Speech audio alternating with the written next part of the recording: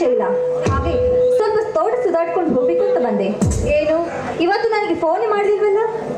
ನೇತ್ರ, ಫೋನ್ ಯಾಕೆ ಮಾಡಲಿಲ್ಲ ಅಂದರೆ ನನ್ನ ತಮ್ಮನ ಲಾಯರ್ ಎಜುಕೇಷನ್ ಮುಗಿತು. ಕೋರ್ಟ್ಗೆ ಹೋಗಿ ಲಾಯರ್ ಹುದ್ದೆಗಾಗಿ ಸ್ವಲ್ಪ ಭೇಟಿಯಾಗಿ ಬರೆದಿತ್ತು. ಫೋನ್ ಮಾಡಲು ಟೈಮ್ ಸಿಗಲ್ಲ. ನನ್ನ ಮೇಲೆ ಬೇಜಾರಾಗಿದೆ ಇಲ್ಲ, ಅದಕ್ಕೆ ಕ್ಷಮೆ ಕೇಳ್ತಾ ಇದ್ರ? ಇಲ್ಲಿ ಬಿಡಿ, ನಿಮ್ಗೂ ತುಂಬಾನೇ ಕೆಲಸ ಇರುತ್ತೆ. ಮೊನ್ನೆ ನಾನು ನಿಮಗೆ ಫೋನ್ ಮಾಡಿಲ್ಲ ಅಂತ ನೀವು ನಿಮ್ಮ ಮನೆಯವರಿಗೆ ಬಂದಿದ್ರಲ್ಲ, ನನಗೂ ಚೆನ್ನಾಗಿ ಗೊತ್ತು. ನೇತ್ರ, ಅದು ನೇತ್ರ, ಅಲ್ಲಿ ಸ್ವಲ್ಪ ಕೆಲಸವಿತ್ತು. ನಿಮ್ಮ ಮನೆ ಹತ್ರ ನನ್ನ ಫ್ರೆಂಡ್ಗೆ ಭೇಟಿ ಆಗೋದಿತ್ತು. ಅದಕ್ಕೆ ನಿಮ್ಮ ಮನೆ ದಾರಿ ಹಿಡಿದು ಹೊರಟಿದ್ದೆ.